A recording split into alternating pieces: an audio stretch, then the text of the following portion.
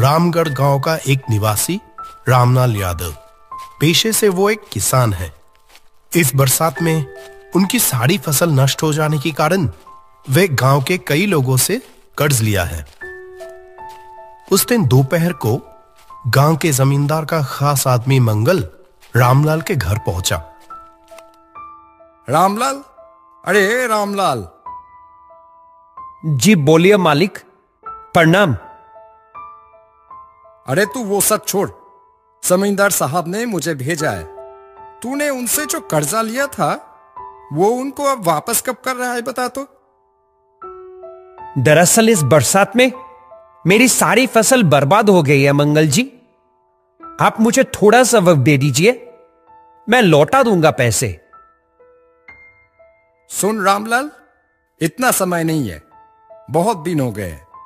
तू अगले 2 दिनों के अंदर सारा पैसा ब्याज समेत चुका देगा, समझ गया? नहीं तो तेरा बुरा हाल करके इस गांव से निकाल दिया जाएगा, मैं ये बता दे रहा हूं तुझे। ये कहकर मंगल उस घर से चला गया। पर उसके तुरंत बाद घर में आए राघव। ए रामलाले, तूने मेरे इतने पैसे जो उधारी लिया है वो नहीं लौटाने का मन बना लिया क्या रे? नहीं नहीं, ऐसा मत कहिए राघव जी, ऐसी बात नहीं है। मैं लौटा दूंगा आपके पैसे, बिल्कुल। वो सब मैं नहीं जानता। अगले हफ्ते के अंदर तू मेरा सारा पैसा मुझे वापस लौटाएगा, समझा? नहीं तो देख लेता हूं तुझे मैं। रामलाल के घर से राघव चले जाने के बाद रामलाल मन ही मन सोचने लगा, हाय रे मेरी किस्मत, अब मैं क्या करूं?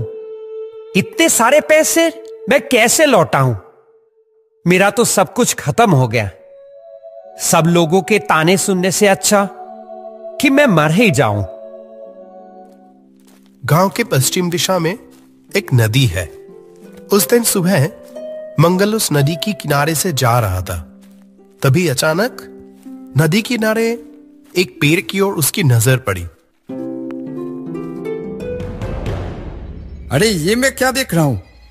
अरे कोई है? इधर जल्दी जल्दी आओ। क्या हुआ ये? गांव के सभी लोग उस पेड़ की ओर दौड़ के आए। राघव भी था उस भीड़ में। ये क्या? ये तो रामलाल है। लगता है ये कल रात की कहानी है। तू ऐसे गले में रस्सी डालकर मर गया? क्या मेरा सारा पैसा? फूटी किस्मत मेरी। क्या करेगा बेचारा, बाजार में इतना कर्ज जो बन गया था, मरने के अलावा कोई चारा तो बचा नहीं। चलो छोड़ो, अब इस लाश को तो ठिकाने लगाना होगा कहीं। फिर कुछ गांव वालों ने मिलकर रामलाल की लाश को पेड़ से उतार के गांव से दूर एक जमीन पर गाड़ दिया। उस दिन दोपहर को मंगल अपने घर जा रहा था। रास्ते में जमींदार साहब के साथ उसकी मुलाकात हो गई। क्या बात है रे मंगल, सुबह उधर बहुत शोर शराबा हो रहा था। अरे और क्या कहूं जमींदार साहब, वो किसान है ना रामलाल, कल रात को नदी के किनारे उस पेड़ पर लटक कर मर गया। क्या कह रहा है? मेरा सारा पैसा बर्बाद हो गया। मर जाता लेकिन मेरा पैसे लौटा कर तब ना। क्या कहना, अब यही तो किस्मत है। कुछ दिन इसी तरह बीत गई। एक रात मंगल नदी के किनारे के रास्ते से घर लौट रहा था। रात बहुत हो गई है, इस रास्ते से ही जल्दी जल्दी घर चलते हैं। जब वो उस रास्ते पर चल रहा था तो अचानक उसे एक हंसी की आवाज सुनाई दी।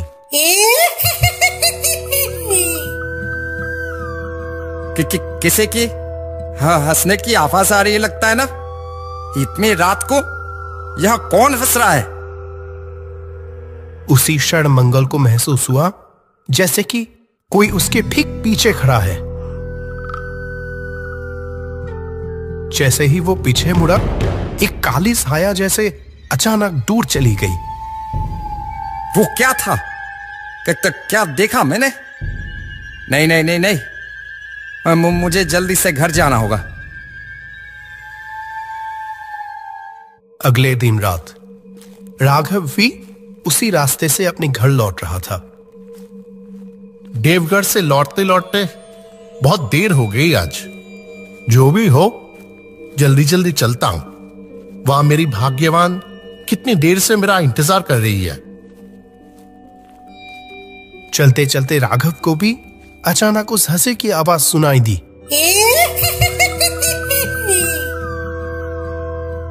अरे कौन है? कौन हंस रहा है उधर? राघव ने ध्यान से चारों ओर देखा, पर आसपास कोई भी नहीं था। यहां तो कोई भी नहीं है। फिर वो हंसने वाली आवाज कहां से आई? नहीं नहीं, यहां कुछ ठीक नहीं लग रहा है। यह कहकर जल्दी से राघव अपने घर लौट गए। अगली सुबह गांव के चारों ओर एक ही बात चल रही थी। नदी के किनारे उस पेड़ के नीचे से चलने पर सबको एक अजीब सी चीज महसूस हो रही थी। गांव के बीचों बीच जमींदार के साथ और भी बहुत सारे लोग खड़े हैं और उस मामले पर बहुत सारे चर्चाएं हो रही है। अरे यार, क्या बोल रहा है? ऐसा कैसे हो सकता है? अरे सच में, कई लोगों ने तो खुद देखे हैं अपनी आंखों से। अरे हाँ भाई, मैं तो खुद उस रात घर लौट रहा था। अचानक एक हंसी की आवाज आई। कैसा डरावना माहौल। इतनी रात को नदी किनारे उस पेड़ के नीचे भला कौन हंसेगा? हाँ, उस रात तो मैंने भी सुना। बाप रे,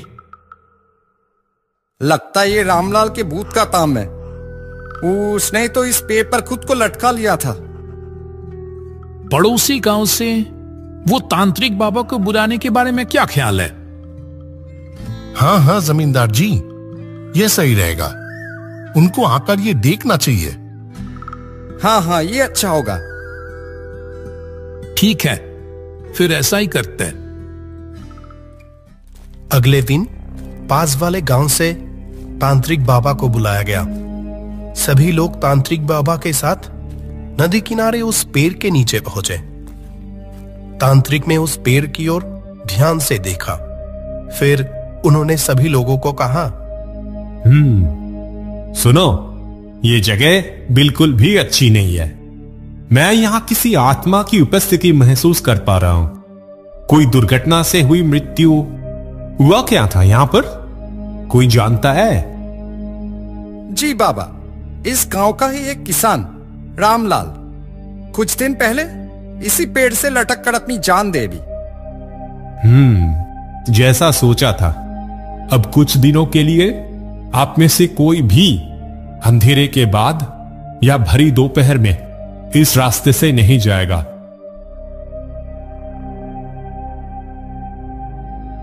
मैं मंत्र पढ़कर इस जूते को पेड़ से बांध दे रहा हूं। कोई भूल कर भी इस जूते को यहां से मत खोलना, नहीं तो अनर्थ हो जाएगा। ठीक है बाबा। फिर कुछ समय तक सब कुछ ठीक चल रहा था। एक दिन अचानक गांव में एक चोर घुस आया।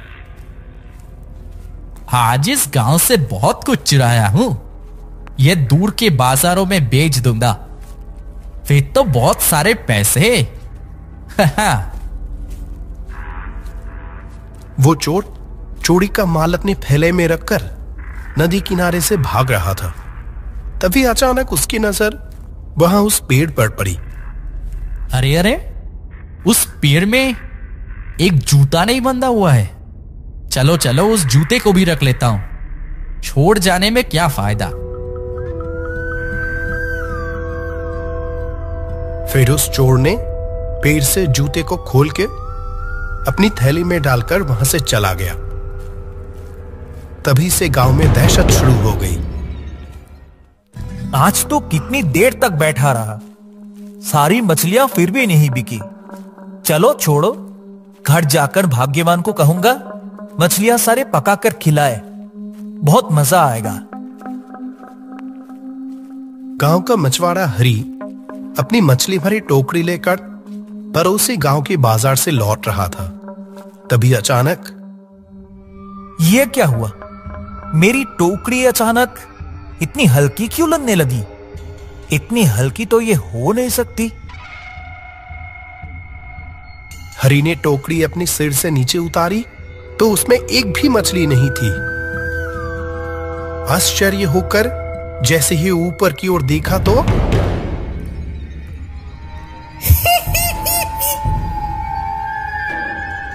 अरे बाप रे, बचाओ, कोई बचाओ मुझे! ये कहकर हरी पागलों की तरह वहां से भाग गया। अगले दिन इस जमींदार से थोड़े पैसे कैसे निकाले जाएं, वही दिमाग में चल रहा है। पूरा दिन मुझसे काम करवाएगा और फिर मुझे ही सुनाएगा। नहीं नहीं, मैं ये हर दिन बर्दाश्त नहीं कर सकता। ठीक उसी समय जब वो उस पेड़ के पास पहुंचा, अचानक एक ठंडी सी हवा बह गई। ये क्या? अचानक कितनी ठंडी हवा?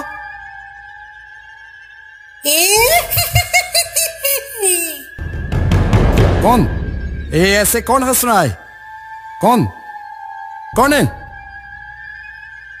पीछे मुड़कर मंगल ने देखा एक कंकाल गले में रस्सी डालकर लटक रहा है। अरे मर गया! हे भगवान, कोई बचाओ मुझे! यह कहकर मंगल वहां से दौड़ के भाग गया।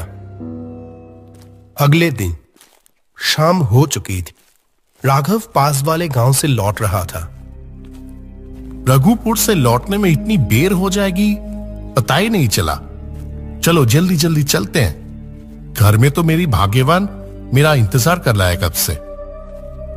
तभी पीछे से किसी ने राघव के कंधे पर हाथ रखा। वो उस बर्द जैसे ठंडे हाथ की स्पर्श से तुरंत चौंक गया। कौन है? कौन है? कौन है? हाय राम! क्यों मुझसे पैसे नहीं मांगोगे? आओ मांगो पैसे मुझसे।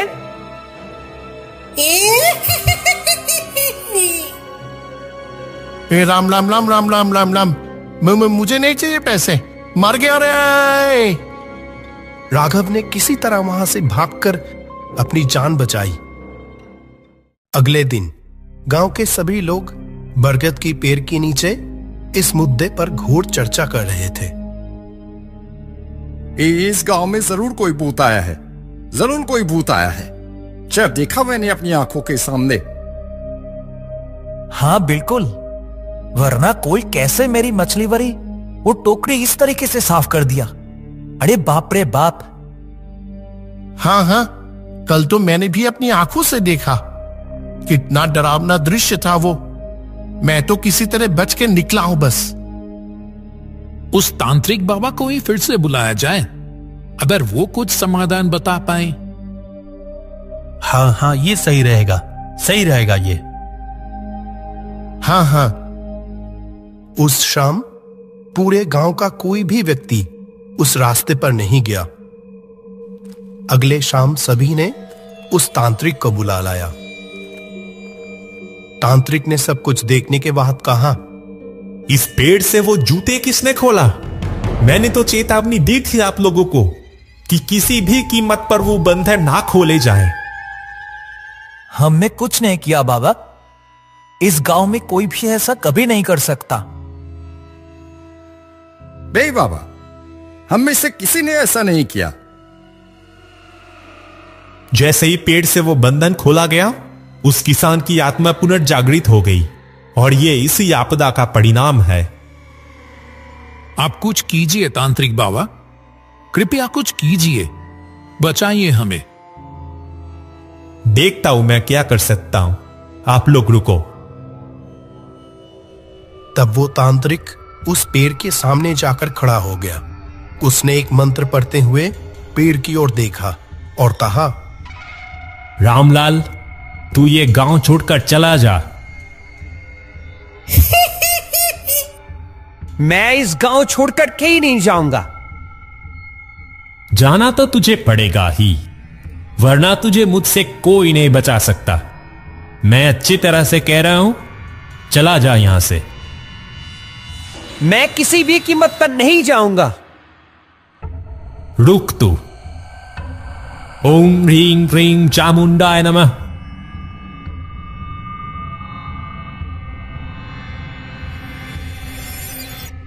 इतना कहकर तांत्रिक ने दोबारा मंत्र पढ़ा और फिर उस पेड़ पर एक लाल धागा बांध दिया। अरे जल गया। अरे खोल दो इसे। मैं जा रहा हूं। खोल दो। तू जा रहा है, ये हमें कैसे पता लगेगा? मैं इस पेड़ की एक टहनी तोड़कर जा रहा हूं। छोड़ दो मुझे, अब तो छोड़ दो। ठीक है, वैसा ही कर फिर।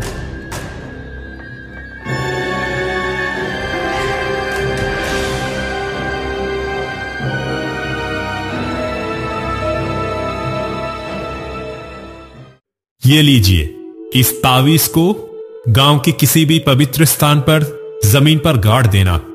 लो, अब और कोई डर नहीं। अभी यह गांव रामलाल की आत्मा से मुक्त हुआ। प्रणाम बाबा, आपका बहुत बहुत शुक्रिया। फिर वो तांत्रिक वहां से चला गया और उसके बाद पूरा रामगढ़ गांव भी सचमुच उस दहशत से मुक्त हो गई।